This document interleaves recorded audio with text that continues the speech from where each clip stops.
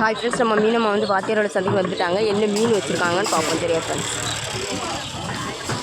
பில்லஸ்டா மீன் இருக்குது பாருங்கள், பில்லஸ்டா. அதுக்கப்புறமா நிறைய இது என்னதுமா வால் வாலாக தெரியுது ஏம்மா, இது என்னது? ஆமாம், புதுசாக இருக்குது. புதுசாக பார்க்க நல்லா இருக்குல்ல. ஆமாம், இது என்ன மீன்? இது வந்து என்ன மீன் எனக்கு தெரியல. உங்களும் தெரியலையா? ஆமாம், கமெண்ட் தெரிஞ்சவங்க கமெண்ட்ல சொல்லுங்க. மான்குட்டியா? மான்குட்டி மீனுன்னு சொல்லுவாங்க. மான்குட்டியின் மீன் உங்களுக்கு தெரியுமா? இதுக்கு வேற ஏதாவது பேர் இருக்கா? ஆமாம், வேற பேர் எனக்கு தெரியாது. உங்களுக்கு யாருக்கா தெரியுமா? பாதா மீனுன்னு சொல்லுவாங்க. பாதா மீன்,